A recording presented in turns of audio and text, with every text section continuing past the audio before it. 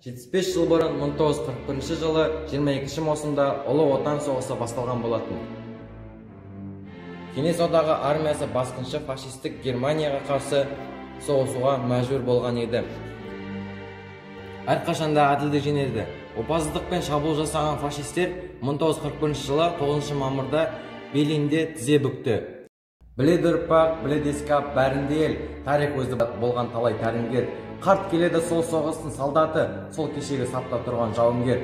Бағаласаң қарт сарбазды бағала, көбі кетіп азы қалған арада. Ізі қалған ұрыс өткен қалады, тері тамған мынау байтақ далаға. 18-де боп олар ең кемі, одан жас емес соғыс ертегі. Енді олардың құжаттары сарғайған, ұрпағына тағдыр сыр шертеді. Жалғасты ұрпақ, өседі ұландық, олардан да дәстүр сай ұғым көт.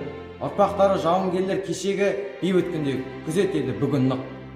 Бейбіт күндер қымбат боп әр жеңіс күн, ортасында жүрді олар көп істің, қарт әкелер майдан келер тұлғалы, солдаттары еді зұлмат соғыстың. Жау тигенде бейбіт елге жасанып, сапта тұрған жандар олар кеше анық, жастық сәттің от шарпыған еске алып, сөйлейтінді жандарына жасалып.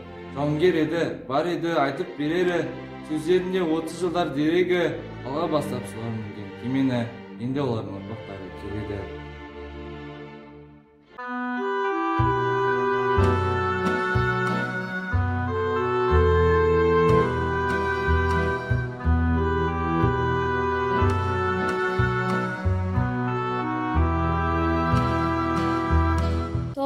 Мамыр ұлы жеңіс күні құтты болсын. Ұлы жеңіске 75 жыл, жаса жеңіс күні.